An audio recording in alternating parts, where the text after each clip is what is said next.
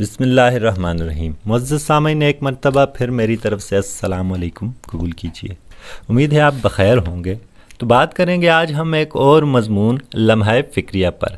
تو مشتاق احمد صدیقی ایبٹ آباد سے آپ کا تعلق ہے اور آپ کا یہ تحریر کردہ مضمون ہے لمحہ فکریہ۔ تو کہا جاتا ہے سامعین کہ بچے دو ہی اچھے، تو دو بچے اچھے اس طرف توجہ دلانے کی کوشش ہے کہ اپنی چادر دیکھ کر پاؤں پھیلانا چاہیے۔ وہ نہ صرف آپ کی اپنے خاندان بلکہ پورے ملک کی ترقی کے لیے اس چیز کا ضروری ہے۔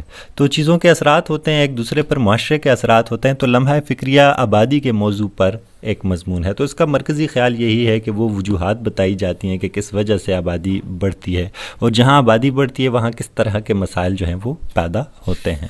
تو آغاز کریں گے مشتاق احمد صدیقی کے اس مضمون کا۔ تو مختصر سا مضمون ہے جو چھوٹے چھوٹے پیراگراف بنا کر اپنی بات مکمل کی گئی ہے۔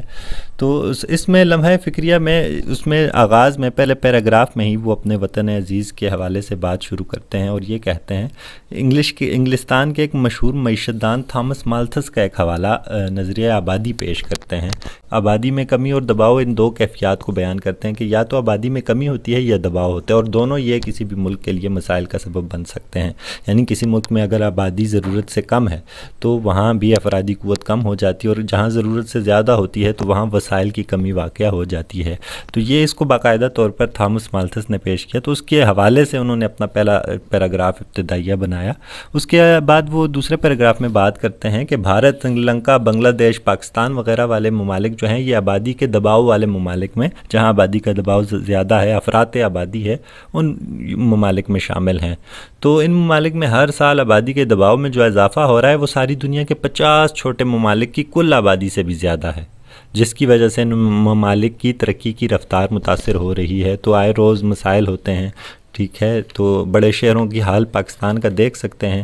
تو اسی حوالے سے یہ ایک مضمون یا اسی مسائل کو پیش کرتا ہوا یہ اب ان اثرات کو بتایا جا رہا ہے کہ جہاں آبادی زیادہ ہوتی ہے وہاں۔ تو مصنف آگے تیسرے پیراگراف میں آبادی کے دباؤ کی دو قسموں پر بات کرتے ہیں کہ ایک وہ ممالک جہاں آبادی کا دباؤ کم اور دوسرے وہ جہاں آبادی کا دباؤ زیادہ ہے۔ تو اس میں خاص طور پر مصنف جو ہے اس حوالے کو کہتے ہیں کہ جن ممالک میں شادیاں کم عمری میں کر دی جاتی ہیں وہاں آبادی کا دباؤ جو ہے وہ زیادہ ہوتا ہے۔ تو ہمارے ایشیائی ممالک جو ہیں وہاں جلد شادی کر دی جاتی ہے، تو یہ بھی ایک وجہ وسیلہ بنتی ہے کہ جہاں آبادی زیادہ ہوتی ہے۔ ہمارے وطن عزیز کی جو آبادی ہے 1.73% سالانہ کی شرح سے پھیل رہی ہے۔ تو فیکٹس اینڈ فگرز دیے جا رہے ہیں، تو مضمون کو اپنی بات کو جو ہے وہ ثابت کرنے کے لیے مصنف جو ہے وہ اعداد و شمار کا سہارا لے رہے ہیں۔ آئندہ 37 سالوں میں آبادی 2 گنا ہو جائے گی اور یہ 2050 تک 349 ملین تک پہنچ جائے گی، جبکہ دنیا کی ترقی یافتہ ممالک کی اوسط شرح آبادی 0.1% ہے۔ ہماری 1.73% اور دنیا کی 0.1%، تو بہت بڑا فرق ہے۔ بہرحال مصنف کے خیال میں، مضمون نگار کے خیال میں، مشتاق احمد صدیقی کے خیال میں ہمیں ان چیزوں پر توجہ کرنے کی ضرورت ہے۔ ہر شہری کی اپنی ذمہ داری ہے، حکومتوں کی اپنی ذمہ داری ہے۔ تو جس تیزی سے آبادی بڑھتی ہے اس کے اثرات بتا رہے ہیں آگے کہ اسی تیزی سے جنگلات ختم ہوتے ہیں، اسی تیزی سے رہائش اور خوراک کے وسائل جو ہیں وہ کم ہوتے جاتے ہیں، زرخیز زرعی زمینوں پر مکان اور فیکٹریاں بنتی ہیں جس سے نقصان ہوتا ہے۔ پھر وہ گندگی، وہ سارا کچھ جو آبادی تخلیق کرتی ہے، وہ آبادی جو ہے اس کی وجہ سے پیدا ہوتی ہے، جو گندگی، فضائی آلودگی، آبی آلودگی، زمینی آلودگی، تینوں قسموں کی آلودگی جو ہے وہ ہماری دنیا کو خراب کرتی جاتی ہے۔ تو اس طرح جو ہے وہ ایک توازن دنیا کا خراب ہوتا جاتا ہے۔ تو اس توازن کے حوالے سے اور بڑھتی ہوئی آلودگی جو ہے وہ آبادی اس کا وسیلہ بن رہی ہے۔ تو یہ سارے ایک اہم نکات ہیں جو ایک دوسرے کے سبب سے ہیں۔ تو آبادی کنٹرول ہوگی تو صفائی، ضروریات، وسائل، نوکریاں، سب چیز برابر ہوگی، لیکن آبادی اگر قابو نہیں رہے گی تو کچھ چیز بھی قابو میں نہیں رہے گی۔ آگے مصنف اسی حوالے سے بات کرتے ہیں کہ خوراک، رہائش، تعلیم، طبی سہولتوں، دیگر اشیاء کا مناسب مقدار میں میسر ہونا ضروری ہوتا ہے۔ ایک لفظ معیار زندگی استعمال کرتے ہیں کہ معیار زندگی سے کیا مراد ہے۔ تو معیار زندگی سے یہی مراد ہے کہ ایک شخص جو ہے وہ آزادی سے زندگی گزارے اور اس کے پاس بنیادی سہولیات، کھانے پینے، رہنے اور تعلیم حاصل کرنے وغیرہ کی سہولیات موجود ہونی چاہیے۔ اگر ایسا کہیں نہیں ہے تو ہم کہیں گے کہ وہاں کا معیار زندگی اچھا نہیں ہے یا بلند نہیں ہے، لیکن جہاں یہ چیزیں مناسب مقدار میں دستیاب ہوں گی تو وہاں معیار زندگی بہتر ہوگا۔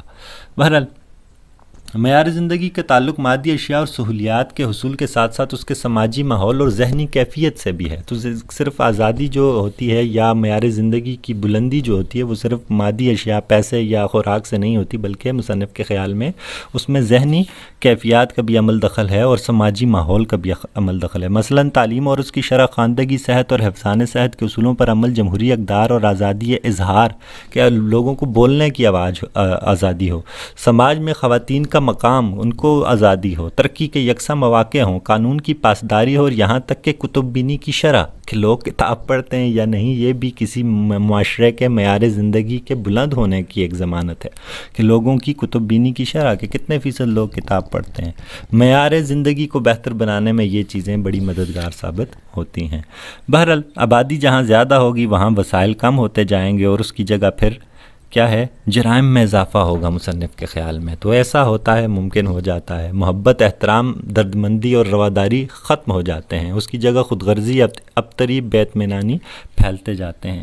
تو مضمون نگار ہماری توجہ اسی جانب دلانا چاہ رہا ہے کہ ہمیں اس چیز کی، اس امر کی ضرورت ہے کہ انسان خود اعتمادی اور خود اعتدالی سے کام لے، ضرورت کے مطابق اپنی جو ہے وہ چیزیں دیکھے، سرمایہ کاری کی راہیں ہموار کرے اپنے لیے، اپنے خاندان کے لیے، اپنے شہر، اپنے ملک کے لیے، تو تاکہ ان مسائل سے ہمارا ملک، وطن عزیز جو ہے وہ آسانی سے نکل سکے اور ہم دنیا و آخرت پر ایمان، صداقت، بزرگوں کا احترام، والدین، رشتہ داروں اور پڑوسیوں کے حقوق، ازدواجی زندگی میں وفاداری، سماجی انصاف، ایسی اسلامی اقدار ہیں کہ جن پر چل کر ہم اپنے بہت سے سماجی مسائل میں حوصلہ افزا کمی کر سکتے ہیں۔ تو اسلامی اخلاق اور اسلامی اقدار میں مصنف کو یہ سارا حل نظر آتا ہے کہ اس میں ہم آبادی بھی ہم کنٹرول کریں اور ہم مل جل کر رہیں اور محبت اور رواداری سے۔